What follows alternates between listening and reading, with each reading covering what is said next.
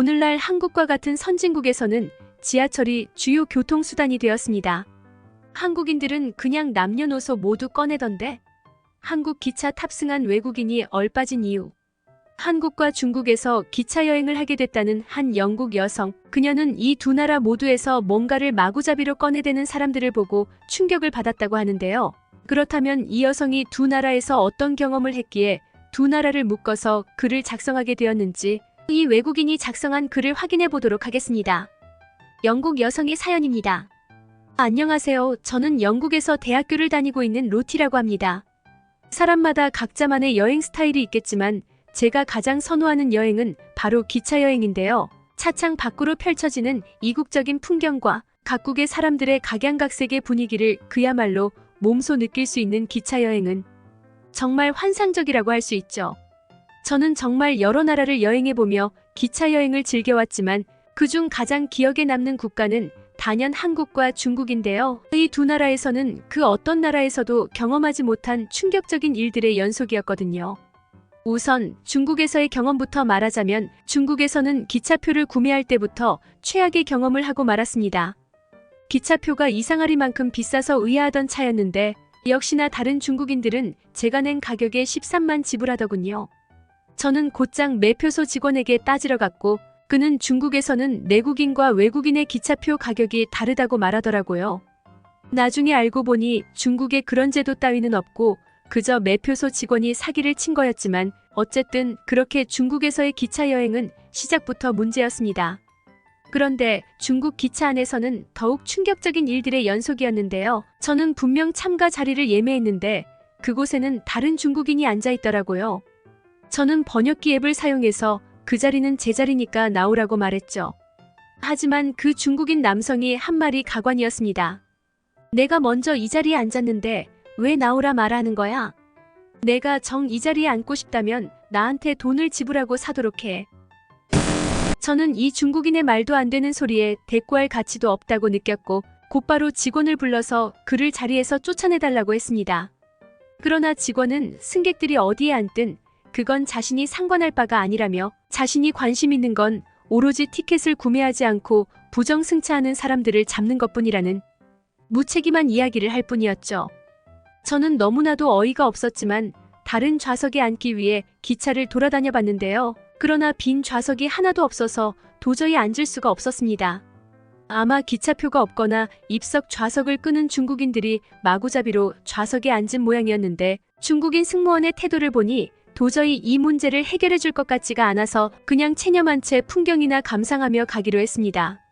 그래서 좌석 칸을 벗어나 기차 출입문 쪽에 자리를 잡았죠. 하지만 여기서 저는 도저히 믿기지 않는 충격적인 장면을 목격하고 경악을 금치 못하고 말았습니다. 바로 중국인들이 기차 안에서 먹은 음식물이나 아기의 배설물이 묻은 기저귀를 기차 밖으로 마구잡이로 버리고 있었기 때문인데요. 중국인들은 기차 안에서도 혐오스럽고 냄새가 심한 음식들을 먹는 것을 주저하지 않았고 심지어 술까지 엄청나게 마셔댔으며 이렇게 먹고 남은 음식들을 전부 기차 문 밖으로 버리고 있었습니다. 그리고 기차 문 밖으로 볼일을 보는 중국인도 있었는데요. 제가 기겁을 하며 왜 멀쩡한 화장실을 놔두고 이곳에서 볼일을 보는 거냐고 묻자 그 중국인은 기차 화장실은 너무 좁고 답답하다며 자신은 풍경을 보면서 볼일을 보고 싶다고 말하며 일을 마무리하더군요. 중국인들에게 수치심이라는 감정 따위는 없는 것인지 그이들의 시민의식에 기겁을 한 저는 다시 기차 좌석 칸으로 들어오게 되었는데요. 다시 들어온 좌석 칸에서 여기가 대체 기차 안인지 시장 바닥인지 모를 정도로 중국인들은 엄청나게 시끄럽게 소리를 지르고 있어서 저는 정말 오도 가도 못한 채 끔찍한 기차 여행을 마치게 되었습니다. 저는 중국에서의 일정이 더 남아 있었지만 기차 여행 마니아였던 저조차도 이런 끔찍한 중국 기차 여행은 도저히 이어나갈 수가 없었습니다. 그렇게 중국에 학을 떼고 영국으로 다시 돌아가려던 찰나 저는 중국 바로 옆에 있는 한국에 아직까지도 방문해 본 적이 없다는 사실을 인지하게 되었습니다. 사실 한식과 케이팝 등 한국 문화는 영국에서 엄청난 인기를 끌고 있고 저는 영국과 엄청나게 멀리 떨어져 있는 한국의 문화가 어떻게 거리의 한계를 넘어 영국을 지배할 수 있었는지 항상 궁금하던 차였습니다. 그리고 제가 중국에 있는 이상 이건 한국에 가볼 좋은 기회라고 생각했죠. 그래서 한국으로 그야말로 도망을 가게 되었습니다. 그리고 중국과는 달리 한국은 첫인상부터가 몹시 특별했습니다.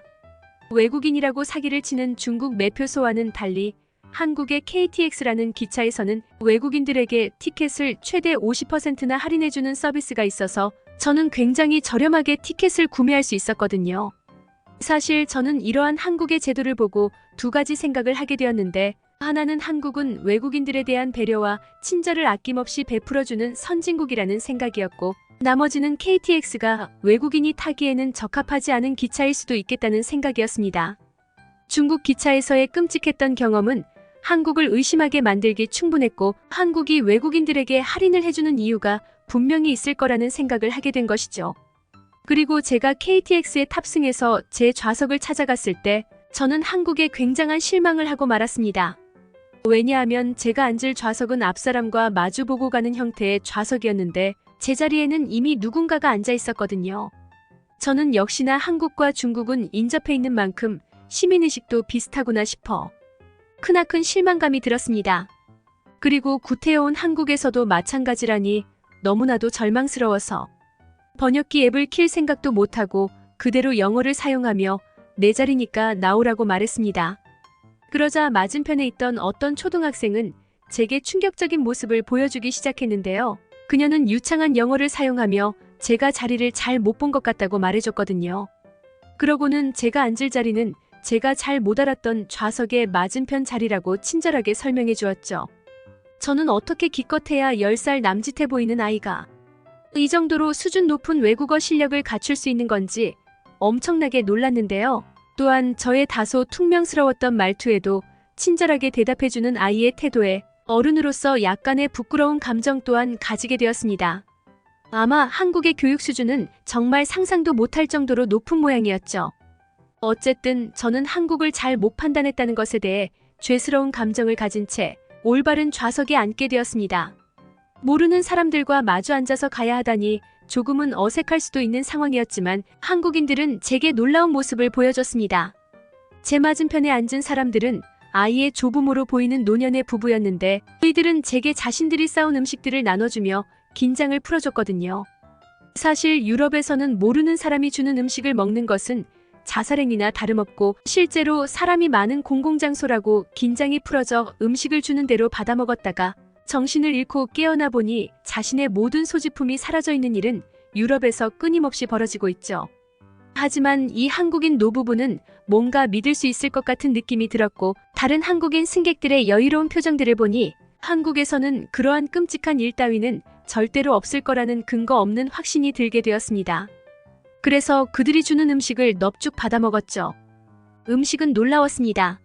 할머니는 삶은 달걀과 사이다라는 생전 처음 보는 조합의 음식을 나눠주셨는데 직접 먹어보니 이렇게 환상적인 조합도 없더군요. KTX의 차창 너머로 보이는 한국의 환상적인 풍경을 감상하면서 사이다를 들이켜니 중국에서 쌓인 응어리가 전부 풀어지는 느낌까지 들었습니다. 재밌는 건 제가 달걀을 잘 먹자 맞은편의 할머니께서는 제게 끊임없이 달걀을 건네주셨다는 것입니다. 저는 제 옆에 앉은 한국인 아이에게 할머니가 계란을 대체 몇 개나 가져오신 거냐고 물어봐달라고 했는데요. 그렇게 아이가 통역해준 할머니의 말씀은 놀라웠습니다. 할머니께서 원래 한국의 옛날 기차에서는 모르는 사람들과 음식을 나눠 먹고 이야기를 나누는 문화가 존재했다고 말씀하셨어요. 그래서 할머니께서는 다른 사람들에게 음식을 나눠주고자 음식을 많이 챙겨오셨다고 해요. 이건 정말 믿기지가 않았습니다. 어떻게 모르는 사람들과 음식을 나눠 먹는 문화가 있단 말인가요?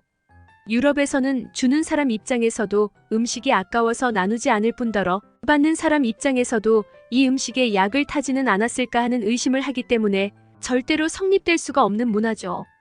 저는 한국의 이런 아름다운 문화를 통해 한국은 엄청나게 안전하고 뛰어난 시민의식을 가진 나라라는 생각을 하게 되었습니다. 그런데 할머니가 주시는 계란을 먹다 보니 저는 생리현상을 더 이상 참을 수가 없게 되었는데요. 결국 참다 못해 방귀를 뀌게 되었습니다. 소리 없는 방귀였기에 아무도 제가 낀 줄 모를 거라고 생각했지만 옆에 앉은 한국인 아이는 코를 막으며 화장실은 뒤쪽으로 가면 있다고 말해주더군요. 저는 졸지에 중국인과 똑같은 짓을 한 셈이고 몹시 부끄러워졌습니다. 그러나 이런 제 마음을 아는지 모르는지 이번에는 할아버지께서 호두과자와 버터오징어, 단팥빵 등 제게 끊임없이 음식을 나눠주시기 시작했는데요. 저는 너무 배가 불러서 이제는 도저히 들어갈 공간이 없음에도 뭔가 거절하면 안 될 것 같은 느낌을 받아서 계속 음식을 뱃속으로 집어넣을 수밖에 없었습니다. 어떻게 한국인들은 모르는 외국인에게 이 정도의 친절을 베풀어 줄 수 있는 것인지 저는 한국인들의 성품에 반해버렸습니다. 그리고 주위를 둘러보니 역시나 한국인들은 저를 실망시키지 않았는데요. 한국 기차에서는 시끄럽게 떠드는 사람이 단 한 명도 없었고 짐을 훔쳐가는 파렴치한도 없는지 사람들은 전부 마음 놓고 자고 있거나 휴대폰을 만지며 전혀 긴장 없는 모습을 보여주고 있었습니다. 그리고 가끔 음식을 먹는 사람들도 제 앞에 노부부처럼 냄새 없는 음식만을 먹으며 다른 사람들을 배려해주고 있었죠.